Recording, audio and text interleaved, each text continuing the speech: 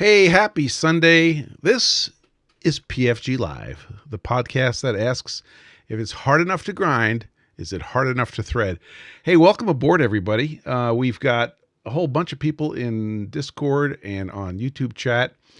Let's see. Carl Tauber reports 54 degrees and cloudy in the People's Republic of Rhode Island after Avery wet Saturday. Okay, I'll take it. He says the weather deities are miserable pricks. It was warm and sunny all last week. Well, we take what we get. Steve Bassoni, if I'm pronouncing it right, says it's cloudy and 68 degrees Fahrenheit in Tulsa, Oklahoma. Yeah, nice try, Steve. CJ Stevens says, happy Sunday, everybody. It's 65 and quite a bit cooler than yesterday, but sunny and beautiful in East Tennessee. Welcome aboard, sir. RJ's Workshop says it's sunny, 63 degrees Fahrenheit, 32% relative humidity, 14 miles an hour, winds from the northeast outside Laramie, Wyoming. Let's see. Langman Design says Rhode Island is a small state, so same as above. Okay, no problem. We'll take it. Also, in Discord, if I can keep up with you guys, Evils is reporting 24.3 degrees, science indoors, and it's all not raining. Tucker in Buffalo, New York reports 60 degrees Fahrenheit in a trampoline park somewhere in Buffalo. DBX near the White Plains, New York says the winds are 330 at 20, gusting 31 knots. Visibility 10 miles. Broken at 4,800. Temperature 12, dew point 01. Altimeter 29er1. Josh says the audio is check. And in southern Manitoba, what do we got for Josh here? Winds are 190 at 9. Temperature 12, dew point 09. Remarks, things are happening. Dale says it's 3 degrees science and cloudy and not snowing in the Edmonton of the Alberta in Canuckistan. Welcome aboard, sir. Steve Tessier says from a field in Fort Benning in Columbus, Georgia. You better make sure it's the right field, dude, not the one that says tank range. It's 290 at 3 knots, visibility 10 miles, broken at 5,500, temperature 27, dew point 16, altimeter 3012. And Snatchy Poo, Kyle, says 61 degrees in Maple Shade, Dirty Jersey. Happy Sunday, everyone. Harvey Newman says it's 56 degrees Fahrenheit and damp in Santa Rosa, California. Welcome aboard. Paul Morley, 76 and overcast in the Dallas. Welcome aboard. Orjan says it's 30 degrees science in Tallahassee, Florida. Welcome aboard. Quentin gives us a report from Echo Hotel, Kilo Delta. Let's see. Oh, you guys, you mess with my formats here. It says that it's nice and clear out. Chris O says it's 60 degrees Fahrenheit and cloudy in Los Angeles, California. Svel says it's 13 degrees science in the Czech Republic and the sun is setting. Hopefully we will not spoil your dinner. This guy named Inheritance Machining says it's beautiful and sunny and 60 degrees Frankenstein in northern Kentucky. Welcome aboard. We should get to know each other. Ted Hyde Ted, you're here. From Casa Frog Pro Resources, first-time caller, long-time listener, and happy stay flatter in Eustis, Florida. And he's given us a little bit of metrology from Kilo Lima Echo, where it is 160 at 7 knots, visibility 10 miles and clear. 30 is the temperature. 20 is the dew point, altimeter 3011. And the remarks are get flit, stay flit. Welcome aboard, Ted. So, okay. I kind of got everybody. Don't forget Kodiak. Oh, yes. Kodiak had a late WR rocket. Let me get back to his where was his weather report? He had a run, but he dropped a weather report in. Here it is. Let's see if I can show it to you guys. Yeah, from Papa Alpha Delta Quebec on Kodiak Island. It's 110 at 6 knots. Visibility 8 miles, light rain, broken at 400, overcast 1200, temperature 05, dew point 04, altimeter 2966. You should stay in with a hot chocolate, dude. Rain began, ceilings are weird, and that's Alaska for you. How do you like that? And a late submission in YouTube. Who's the late submission in YouTube? Oh, Test Room is here. Welcome aboard. Test Room says it's 17 degrees science, it's 45% relative humidity, and he's in Oostkappelle, Netherlands. Welcome. Redskin Garage says, let's go, Brandon. That's got so many angles. Sorry, he says. Okay, so welcome. We were off for 2 weeks, and we had holidays, and I hope you guys had really wonderful holidays with your families and had a good time. But a lot of us are back at it, back in the shop. Today we're going to have a special guest. Brandon from Inheritance Machining is here. And we have a special agenda, very rigorous agenda that we're going to go down. And we'll have a good time. I want to say thank you to Ted. Ted's message is right here. Ted generally doesn't make it live, and this time he made it live. And I want to say welcome, Ted. First of all, here's what I said to my son last night, because I got your letter, Ted, and I had the opportunity to share with my son. I said, when you have the ability to write a letter to someone on this dead tree stuff and speak eloquently and transmit your knowledge and feelings and meaning, that's a really special skill that frequently gets lost in the world of email and in the world of LOL and emojis.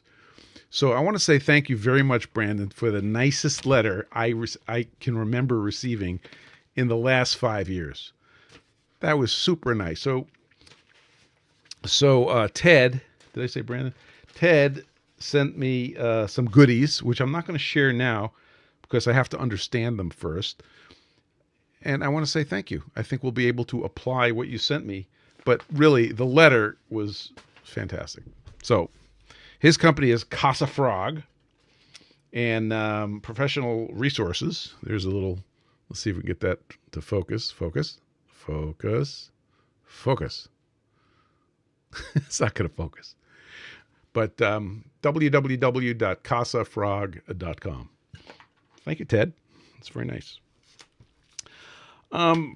Another thing that happened this week is we successfully put together a big wholesale order with Polymaker, the makers of fine filaments, and to try them out. And there was a total of 4 of us, myself, Adam, who else was there? Ike, and who was the last one? One of our guys out in Colorado, whose name is slipping out of my ear. And we ordered, you had to order at least $1,000 worth of material. I needed a big chunk, so I was about half of that.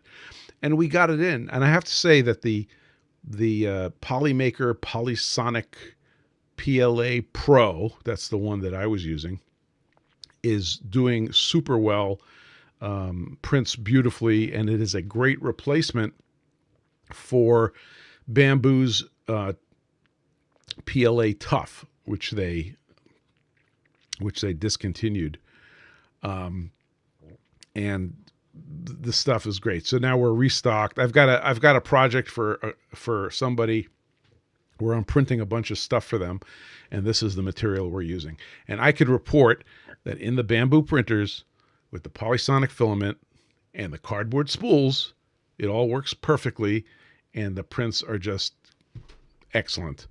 Yeah, Tucker, definitely. Well, so what we do is we announce in our Discord server when we're going to do one of those orders, and then I put it all together. And I have to handle it separately from the way I handle my store, at the Kinetic Precision store, but it's not a problem. So if it gets to be a problem, then we have another business. But it worked out pretty good. Sure, Stephen. Just stay tuned on the Discord server. I will announce in the 3D printing channel when we're going to do it again, and we'll do it again. Yes, sir, Robin. Absolutely. Actually, I'll remember to call you. I know you're not on Discord a lot. Yeah. Well, let's get order number 2 going now, and whenever we hit the magic number, we'll do it. Tucker says only one way Plastic Man gets created: filament. Well, so I don't know if you guys know this, but Tucker does a mean Iron Man suit that he has designed and built, which is unbelievable, and it's all done in his bamboo printers. Kinetic Plastics. I don't think so. But anyway, Polymaker, they do good stuff. One of the things I like about Polymaker, I think I'll shut up after this temporarily, is they, on their website, they are completely open about where their stuff is made. So they have some products that are made in the US, and they have some products that are made in China. They tell you exactly which is which. They're straight arrows. And I like that, because we can't be as, they don't make everything in the US. And the companies that do make everything in the US don't have the quality reputation that Polymaker does. So that's my take on that. Steven says he wants to make Kinetic Plastics, a subsidiary of Kinetic Precision. Get stiff and stay stiff with PLA Pro. You should be in marketing, dude. Last item. Take care of your major joints, people. So yesterday I did something radical, like picked up a box. I don't know what I did, but I ended up in some serious pain. And this morning, I wasn't sure if this was going to happen today, but I went to the docs, and I got checked out, examined, analyzed, X-rayed, and I got good drugs, and I'm heading to physical therapy next week for my back. And it was probably a strain, so it's nothing crazy, but I was right on the hairy edge of not being able to make it today, but here we are. So if you haven't figured it out, we're going to be talking today with Brandon from Inheritance Machining, whose picture adorns the page here, and I'm going to bring him in. And yeah, I could 3D print a new back. I thought of it. Let's see. Did anybody else? Oh, look, engineer raised in Kingston says it's 21 degrees science in London. Welcome, London. And it's about as close to summer as we'll ever get. Well, nice to hear from you. Did I catch everybody? So everybody, please welcome Brandon from Inheritance Machining. And Brandon, you are located where? I'm Northern Kentucky, kind of halfway between Lexington and Cincinnati. That's awesome. Well, welcome aboard. It's nice to have you here. Thank you for having me. I'm excited. The number of guys that frequent our video podcast and are in our Discord server, everybody knows you and everybody loves your videos, and we've been truly enjoying them. I appreciate it. I'm amongst them. Thank you. So I think today we'll talk about where you came from and how you started doing what you're doing. You and I talked a little bit, and yeah. And we had you talked about some things which like really resonated with me, so we'll kind of hit those as we go. All right. Before we even start, let's just make sure everybody knows that Brandon's YouTube channel is Inheritance Machining, as shown on your screen. And how much does it cost per month to watch your videos? $0. $0. That's a great investment. So the thing that hit me when I watch your videos is how magnificently professional they are from the standpoint of videography and story and scripting and delivery, and it's funny and it's educational. So how did you come to decide to become a creator on YouTube and start making videos? It's kind of a long story, but way back, I had an interest in machining growing up with my grandfather, and when he passed several years ago, I had the opportunity to inherit his shop, and we were set to get things in motion. Where I was with my engineering job, I was kind of moving up a corporate ladder and realized I wasn't going to have any time to actually do anything in the shop. So they would basically just be sitting there.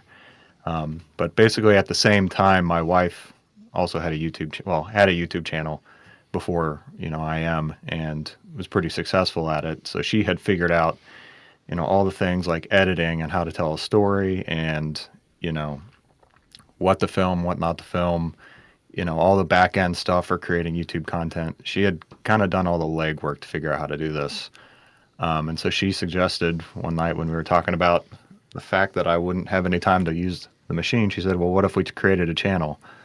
And so it was kind of, that's where the idea sparked. And so we spent a solid week moving all the equipment, which is what the first video was. And a lot of that was filmed by her and a combination of myself, just with the cameras we had. And we didn't really know exactly what the format of the video was going to be. We just knew we would be able to pull a story out of it. Well, at least Paige knew. Paige is my wife's name. Paige knew she would be able to pull a story out of it. And so we filmed moving it over the course of that week. And the entire time driving 2 hours each way, it's talked about that video and what we wanted the channel to be and the channel name.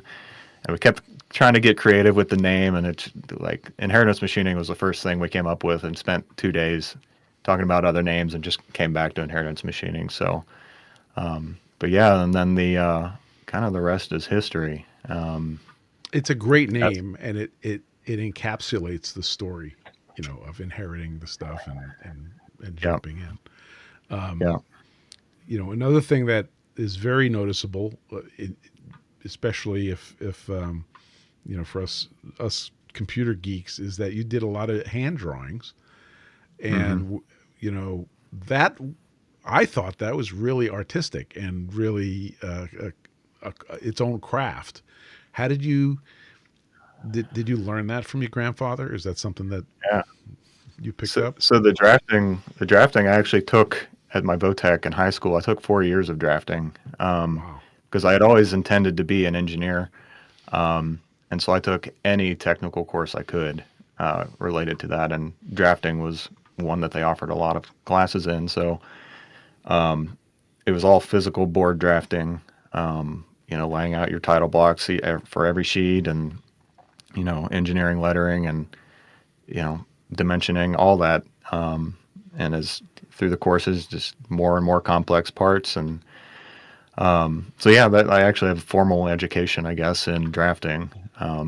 But when I picked it up again for the channel, it was more, it was along the same lines as doing manual machining. It's a very cathartic and involved, and you have to be precise in your movements and have to think about what you're doing.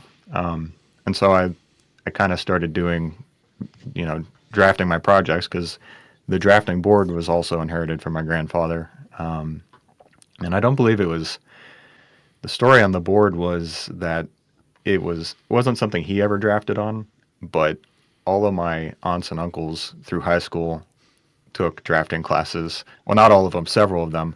And so that was the board they used back in like the 70s and 80s. And then I basically came with a board on every drafting instrument you could think of.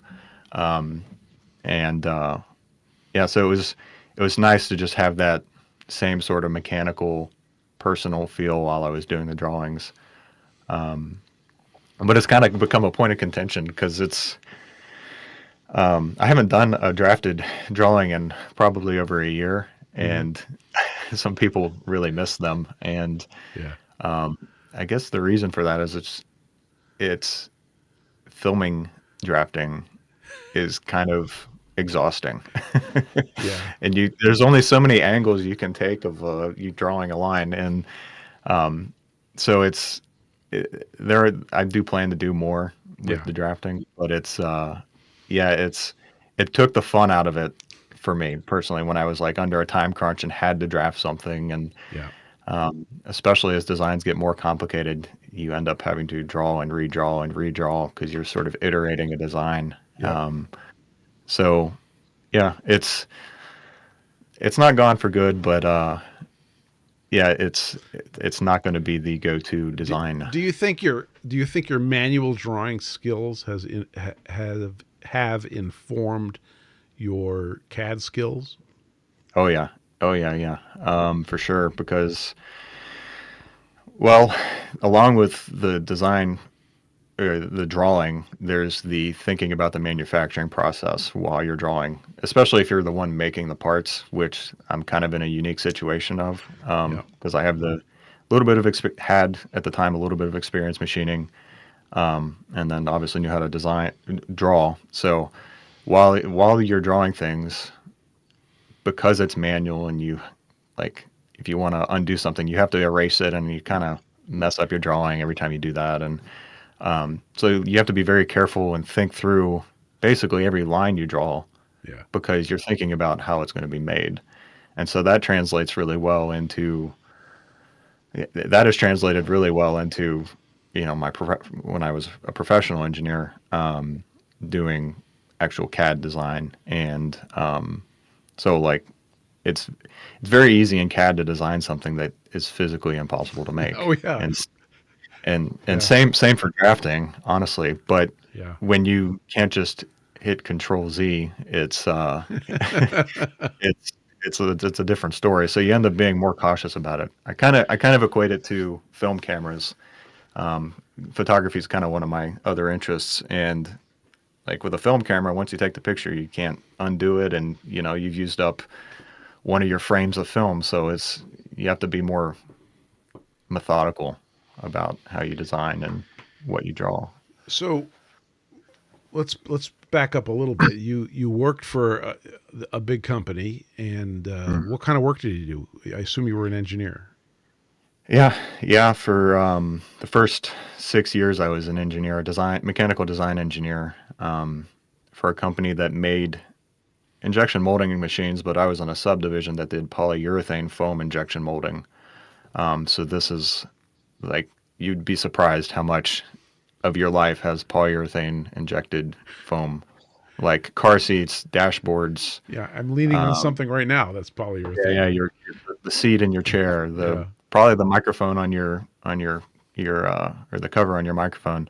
Yep. Um, so yeah, there's like a whole back end to all that, obviously, in manufacturing, and it's a very diverse um, application because it's used in all kinds of industries, primarily automotive, um, but I was in charge of not in charge. I was designing production, uh, yeah, production lines for injection foam injection molded components. So kind of broke the design into two halves. There's like the dry side, which would be like the presses and the Mm-hmm. conveyors and the physical moving and clamping of parts. And then there's the wet side, which is like the chemical side, where you take the two components of the polyurethane foam. You have to meter them at exact ratios at pressures and temperatures. And it's all high pressure, like hydraulic levels of pressure. And it's all very precise, and there's a lot of controls and closed loop feedback and that sort of stuff within the system. So it's, you know, massive systems. Some would be simple, like, just a pumping unit, and some would be a full production cell that had 54 presses on it with, Wow. 10 streams of metering and, switching components. It was, yeah, so I got a lot of really good engineering exposure, I guess. What triggered you to go out on your own and walk away from the Well, job? I was a lot of reasons, honestly. One, like I said before, was I've always had a passion in machining. Like that's just where I'm Yeah. the most comfortable, in making in general, but machining, there's something really zen about it for me, manual machining. And so that was a really big factor. Another factor was, I could see where my trajectory was within the business I was at. Sort of, I mentioned going up the corporate ladder, and I could see it was just going to take more and more time. And I didn't necessarily want that. Like I wanted to have a family and be around for my family and see my kids grow up, not through text messages and, all that. So it was, it was a big factor for me to, want to be home and around for the kids and my family. We're getting a couple of questions in the chat. Andrew Deers, welcome aboard. He says it's 54 and cloudy in Independence, Oregon. Welcome. Evil says, do you have a machining background before inheriting the shop? So were your machining skills, did you do stuff with your grandfather? Where did it come from? Yeah, so I grew up, so I lived with my grandfather from the age of 11 through high school, and he had the shop that entire time. And so we were always working on stuff, repairing quads, lawnmowers, Yeah. building stuff. Sometimes I'd be building my own stuff. And so I learned quite a bit through him on using the machines. Not as much as you would think living there for 8 years, because he was kind of, kind of a difficult person to be around, or not to be around, but to work with. If I wanted to make something, for instance, I'd have to come with him with like a plan and a drawing and like tell him how I anticipated doing whatever I was going to do to use a machine. And sometimes there would never be an answer, right? So it wasn't that he was like mean or anything. There was just like, it was hard to get approval to use the machines. Yeah. And so it just meant I didn't use them as much as I did, now that I have them in my own shop. But so like through high school, I used them off and on doing projects here and there, making modifications to quads and stuff like that. And when I got into college, it kind of, that kind of evaporated until I found the Formula SAE team. I see someone has a question, mentioned the Formula SAE. Yeah, that's Andrew Deere. Yep. Yeah. So I found Formula SAE, I think, sophomore or junior year of college. Yep. And really it was junior year of college where I got really involved in the design and manufacturing of the cars. And I was basically the primary machinist on the team. Yep. And so, or at least the one with the most experience. And so I could help teach the other kids a lot of the basics, but honestly, a lot of the stuff was more complicated than I'd ever made. Yeah. So yeah, I got a couple years of experience there at the end of my college career in a machine shop. And actually at the University of Kentucky, there's an agricultural machine shop that's for the agriculture engineering department. Mm-hmm. And they kind of gave us access to their equipment to work on our car. And that was like amazing. Yeah. And but at the same time, I also got a part-time job at the same shop working on, whatever parts came through their door for, their projects. So I was doing a lot of machining the last couple of years of my college career. That's cool. That's cool. Yeah. There was a Formula SAE group at MIT, and one of our pistol team guys was a couple of years older than me. Was on that. He was a car head, and they made some really cool cars, and they took them to meets, and they had the trailer, and it was pretty cool. So I could see how you can go deep on the engineering there. Mm-hmm. Josh says, have you ever considered doing a drafting time lapse? That would be kind of cool. Maybe I'm imagining like a single shot and just time lapsing the whole drawing. That would be kind of neat.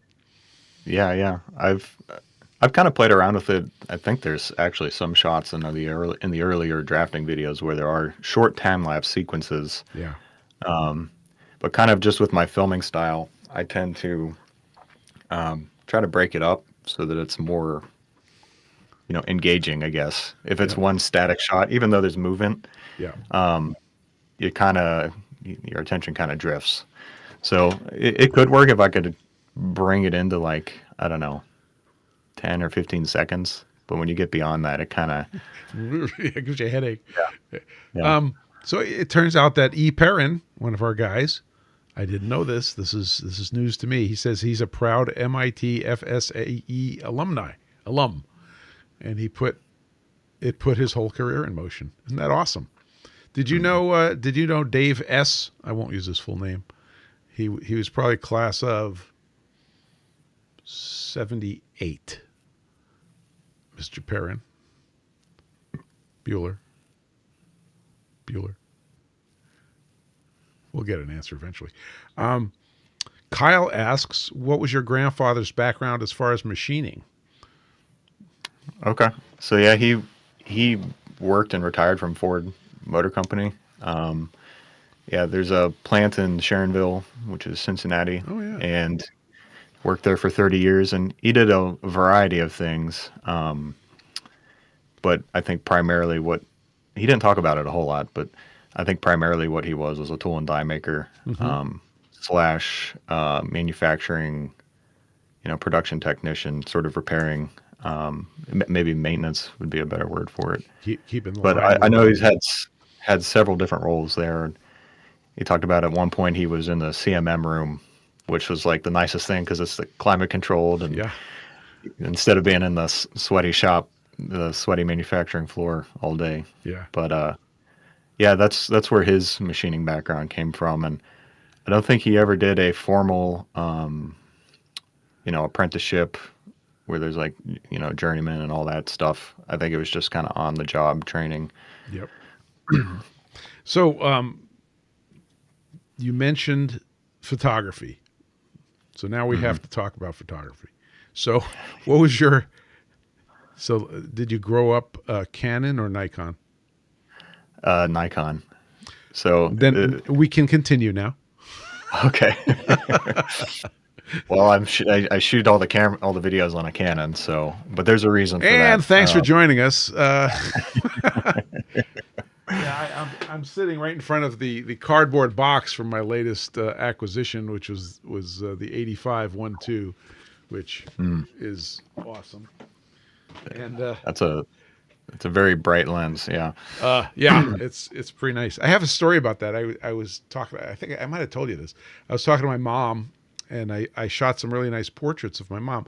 My mom is 92, and a quilter and going strong, and.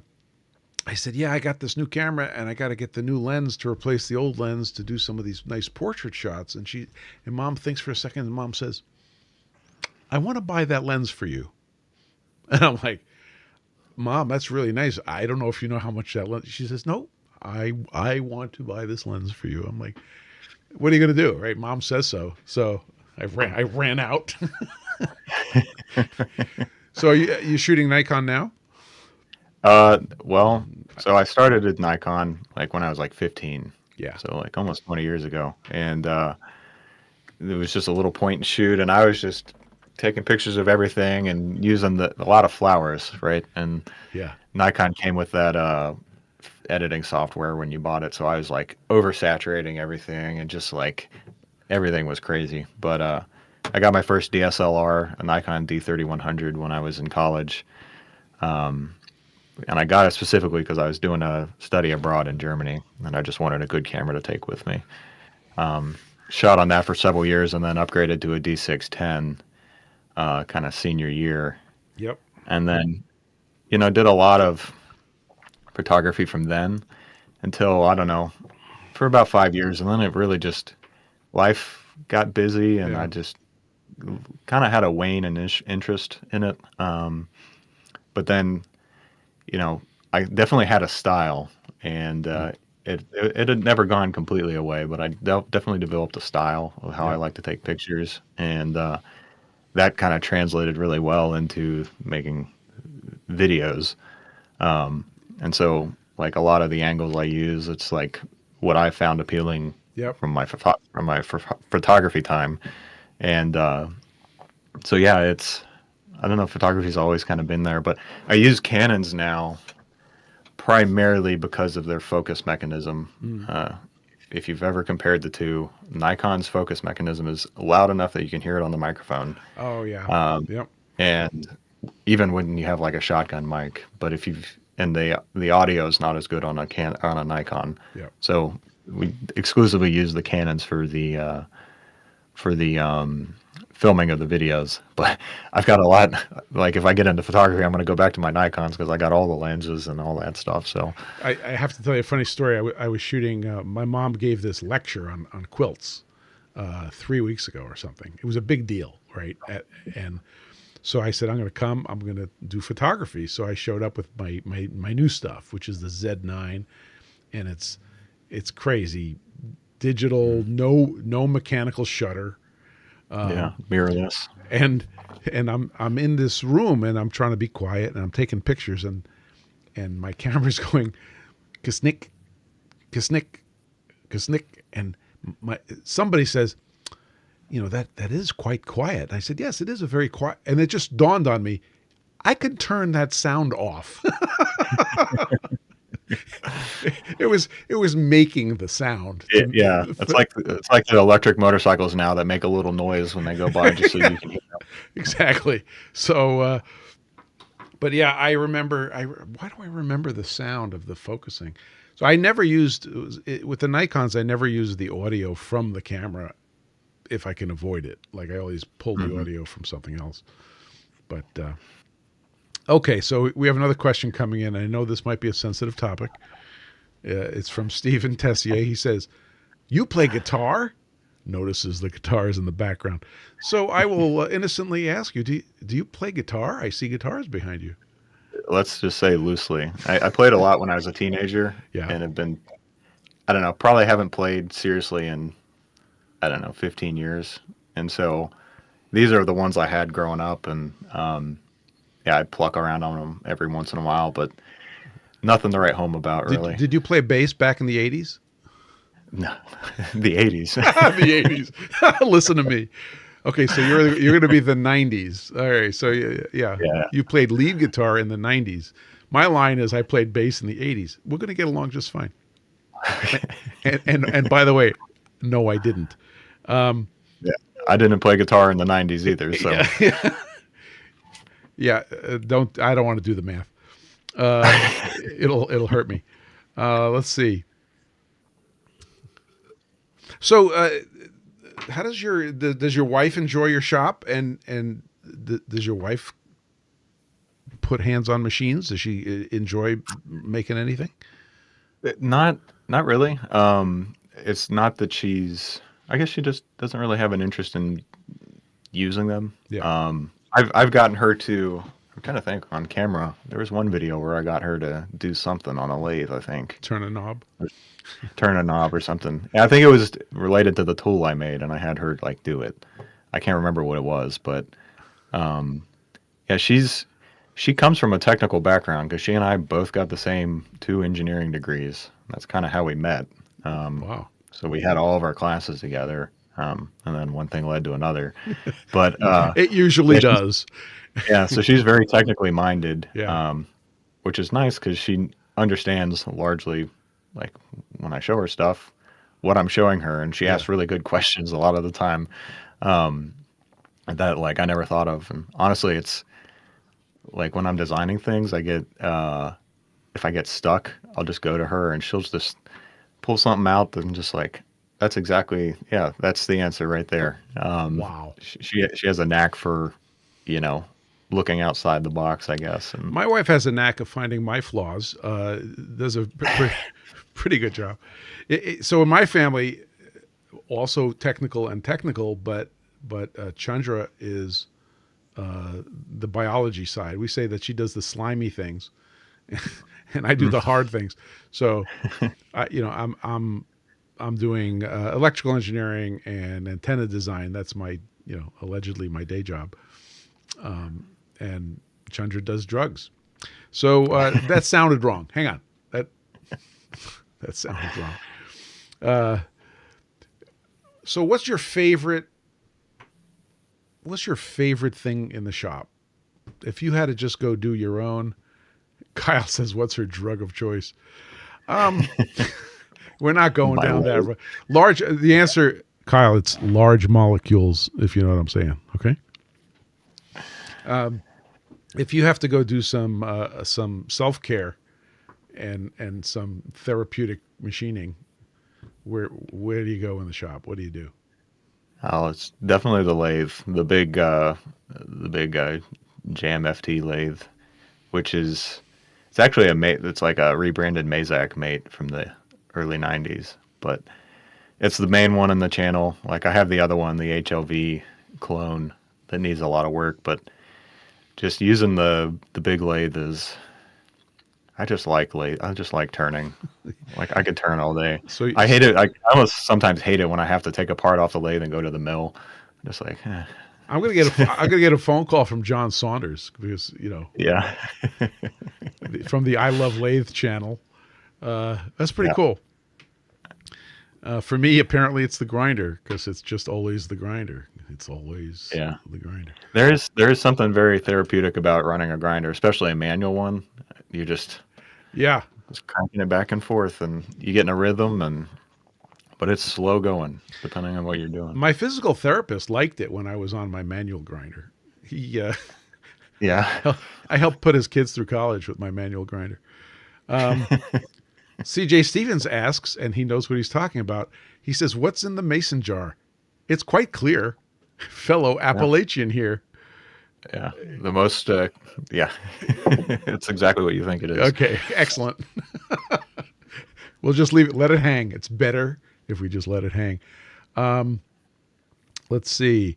Steven says CNC when? Question mark. When do you CNC? Do you have any CNC in your shop? Just the 3D printer at this point. I've thought about it. I would be more interested in the process of building a CNC machine than actually using one. And we're not Just 'cause I pushing. think, We're not pushing. yeah, yeah. I think it's a cool project, but as far as using a CNC to make things, I think I could see it being useful for prototyping, but from a content perspective, I feel like it would not be as interesting as doing things manually and thinking about the setups because it's just like I know there's more to it, but it's like you set everything up and then you just run it, right? And so there's not a lot of refixturing. Like most of the things you machine manually, you're like, refixturing, machining, thinking about your order of operations, Yep. thinking about deflection, all this stuff. And it could be an equally complex problem with a CNC machine, but for storytelling in a video, I think manual machining is more engaging.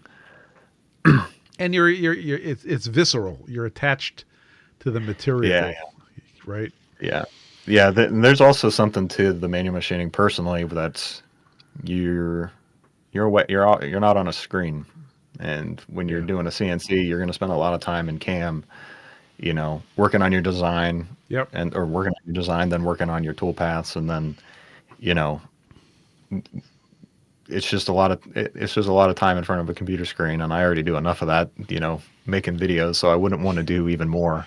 Um, So we had a very good comment from Paul Morley, who you met in the before show. He says, "We hurt along with you on the lead screw project." So, that's still not over.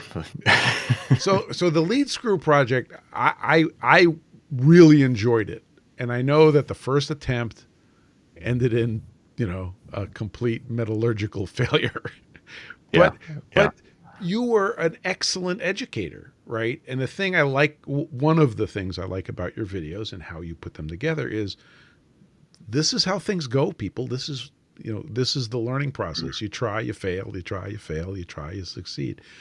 And hmm and yeah, when I was watching that video, I won't lie, I'm in my comfy chair under my comfy blanket. It was probably during the winter, and I'm sitting there eating my moral equivalent of popcorn and watching your video, and I was like, no.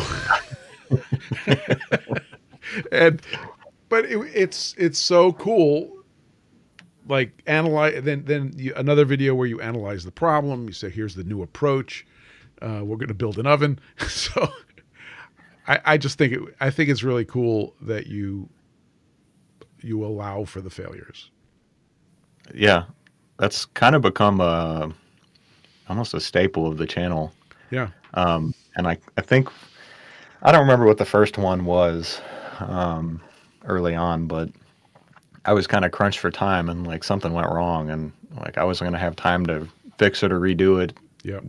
according to the posting schedule that I try to keep. And so it's just like, I guess it's going to be part of the story now. And that just got so much good feedback. Like people just love seeing, that people make mistakes and how you can recover from them or learn from them. And so like, I don't hold back generally. Like if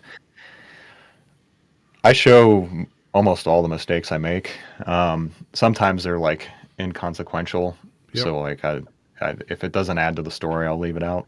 Like if I don't know, What do you broke a call drill bit. your wooden box is the box of shame? Is that what you call it? Yeah. That Yeah.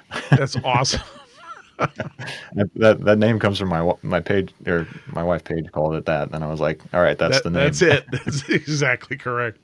It was Yeah. perfect. Robin Renzetti says machining is therapeutic.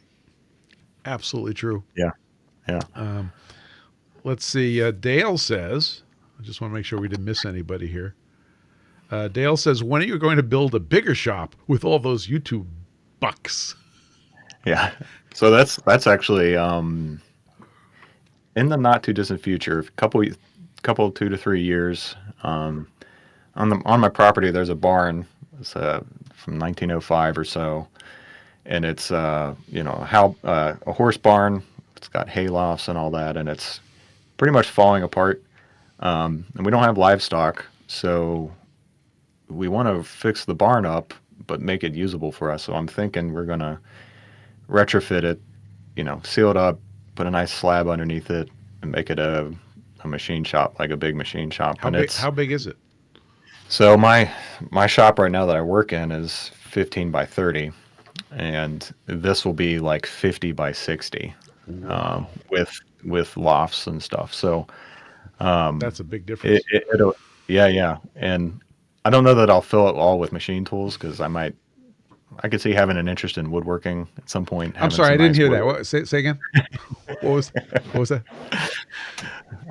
I'm kidding. I'm kidding. I don't want to get the woodchucks mad at me. I'm a big fan of woodworking. Yeah.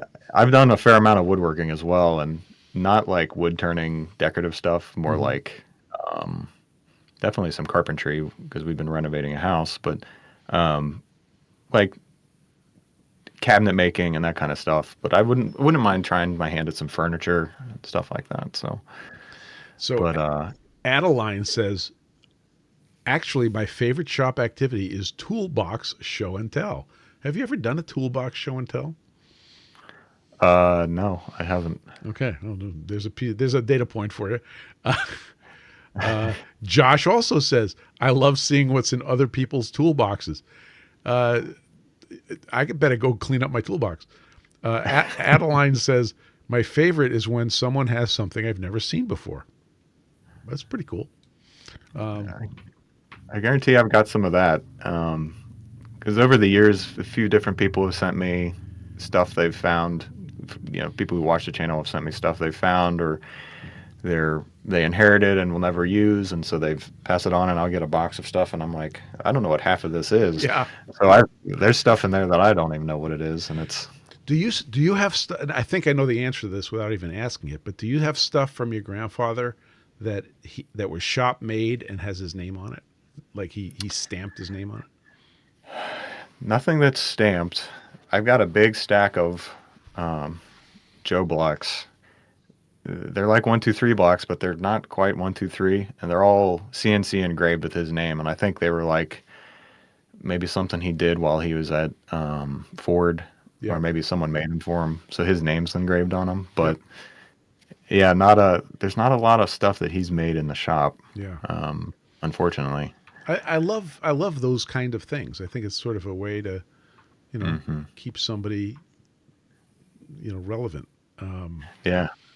Speaking of that, I need to go back since I got the pantograph, I need to go back and engrave my name There or you my go. logo on all my stuff. I've only done it on a couple Go things. ahead. We'll wait. We'll go ahead. Yeah. The pantograph is pretty cool, and Yeah. Yeah. I like seeing that. Josh says sign bar blocks. Maybe it could be. So you went abroad for a couple of years. Was it a couple of years or a year Oh, or no. It was like a summer. a summer? You did a summer in Germany? Yeah. Yeah. So, in college, there was a opportunity, like basically between freshman and junior year, through the engineering program to go to Germany and study Calculus 3 over the summer. Oh, And they kind of, it wasn't exactly as in as involved as it sounds, because we took a professor from our university with us, so yep. there wasn't like a language barrier or anything like that. But yeah, we would do that like 4 days a week, like 6 hour days of learning Calc 3. And then on the weekends, or like on Friday and Saturday or whatever, we would go and do tour some engineering related thing to go see. So like we went to the Mercedes Museum in Stuttgart. We went to the BMW factory in Munich. We went to, you know, power generation plants, L'Oreal, like a lot of manufacturing type stuff. Neat. But yeah, it was cool and interesting to learn stuff, but it was also honestly an excuse to go to Germany. I was Of course. yeah. It's too bad that was then and this is now. We could have set you up with Stefan Gottswinter and Yeah. you could have gotten the other tour. Yeah, that was awesome.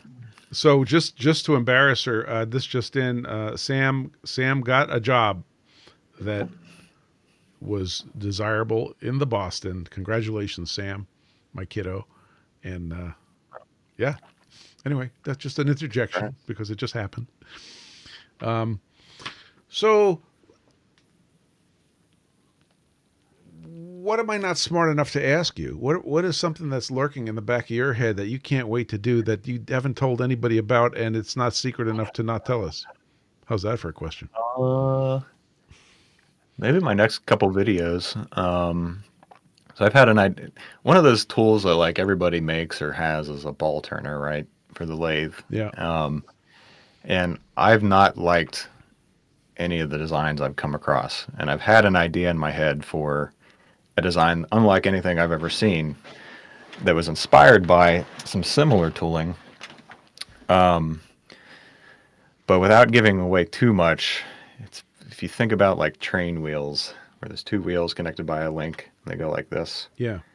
Use a mechanism like that, and I'm thinking I can use that for basically any variation of radius, fillet ball turning I want to do. I'm gonna sit in front of my TV until it shows up. I'm in. That's You got a while. Redskin Garage says crash and burnish. Hey, so your burnishing tools, you did two of them. You did one Yeah. lathe tool, and then you did Yeah. this mill tool from outer space. It was awesome. And how did that land? Do you think you got a tool that worked, or did you think you just got a learning experience? Or I think it was a fun experiment. I don't really see the application of burnishing in the mill much, unless because so you can burnish a path, and obviously I had the issue with the ends, which you could kind of work around, but right? like if you need anything wider than that, you're going to have a seam, even if you over burnish it. Or other than that, you could like burnish something larger and cut your material out. But I feel like the advantage isn't that great for a flat part. Like it makes on a lathe, it makes a little more sense if you use something that can work hard and a material that can work hard, and then you can effectively surface harden like a shank of a shaft that you want to be a little bit tougher than the rest of the part. So, which is what I did when I used the lathe burnisher to make the mill burnisher, and it worked out pretty well. Yeah. But yeah, those projects both were kind of I don't know, just experimental. I'd seen burnishing on the internet. I was like, well, I've literally never had any exposure to that before, so let's see what the fuss is about. And I think it's interesting, but also not super relevant for probably a lot of things. There's other better methods. I Like, thought it was a cool project, and it was one of those projects where we're gonna make this thing work, and we're gonna have to invent a bunch of different approaches to make it work, and in the end, you have all these approaches, these skills that tripped on, made up, yeah, discovered. that's kind of something that informs each of my projects. Honestly, is as I with every new project, I try to at least design it in a way that I have to do at least one or two or three new things that I've never done before. Um, Partially because I want to try something new, and partially because I feel like there's only so many times I can explain how to face and turn a shaft. Yeah. So yeah, and that's the making the mistakes helps with that too, because you finding a way to recover from a mistake is I always a actually good learn. I actually invented a burnishing tool. It's called a cracked insert, and it did some Works pretty well. it did some amazing physics. I'll have to say that. Redskin Garage says he loves the nifty titles on your videos, and Oh, the side project counter, which I think I agree. Side project counter is awesome, and the end mill that was- counter. yeah. Yeah, So Paige is a big part of the editing process. yeah, And the counters actually are her creation. that's awesome. 'Cause it was I think the first one it just kept like I think it was side projects, and it was just like one after another, and she's like, I'm gonna put a counter on these. And yeah, it got kind of crazy in the first video, but All right, here's a good question, and I don't know. This might be the big wrap up question. We'll see. Adam says. By the way, we collect atoms here. I don't know if you knew that. I think we have about 5 of them now. Adam says, and I'm not going to tell you which one it was. Adam says, do you ever get frustrated in the shop so you question your choices?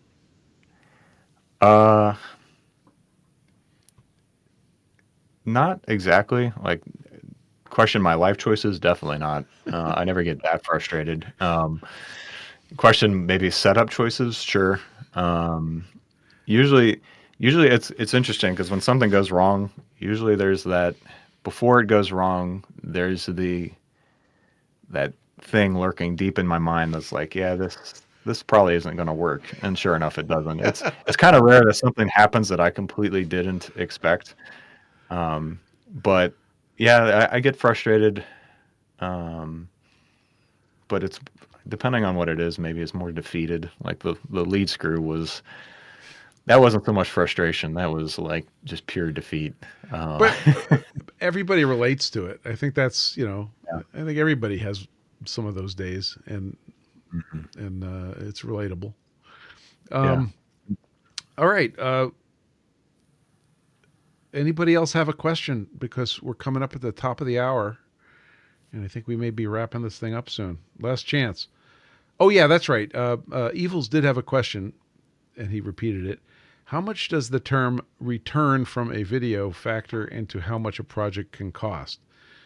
In other words, he was talking about return on investment. You're going to do a video. I think he's asking about actually the making of the money from the video. Like, Yeah. how much does that factor in? Not a whole lot, honestly. Yeah. The biggest project. Oh, okay. Yeah, I would probably honestly spend more time on stuff. He had a follow-up question as if my stuff would look as good if it wasn't for a video. And I would say I'd probably be more persnickety about the quality if it wasn't for a video, ironically, Yeah. because with a video timeline, you kind of have to make, you know, you got to find a balance of how much time you can invest on a project and Yep. how much time you have to do it. And but yeah, as far as cost of projects, the biggest one was the oven build. As far as materials, that was a couple grand just in materials. Yep. And but it's a small factor because a lot of the times I'm using material that I have on hand. Yep. So I might spend a couple $100 on something, but it's not a factor because it just generally doesn't end up being one. You ever run into the mystery metal problem where you have a bar of something on your shelf? Oh yeah. I've got a few shelves that are just like low carbon ? Like I guess you're rusty, so Low carbon, whatever that means. yeah. So I think we're going to wrap it up. Thanks so much for coming on. You are always welcome back. And of course, you're welcome to hang out in our Discord server. It's a bunch of folks, nice peeps there. And if you ever have an idea you want to run past the crew, that's a good place to do it. And we'll have you back on and check up on your next lead screw. Yeah. I'd love that. Thank you. And tell Paige she's doing a good job. Okay. She's probably watching right now, so. Hi, Paige. Okay, Steven says, we want you back again. So there you go. Apparently you haven't scared anybody enough. Yeah. I'd be glad to come back. All right. Well, Brandon, thank you so much for being here. We're going to say have a great day. Have a great weekend. Everybody, we're going to be in the after party roundtable on Discord after this is done. There's some finger sandwiches back there. Don't eat them all before we get there. Brandon, thanks a lot. I appreciate you. Yeah. And thank you. We appreciate everybody joining us today. So we'll be back next week. We don't have a plan. That's our plan. So in the meantime, get flat, stay flat, and we'll see you next week.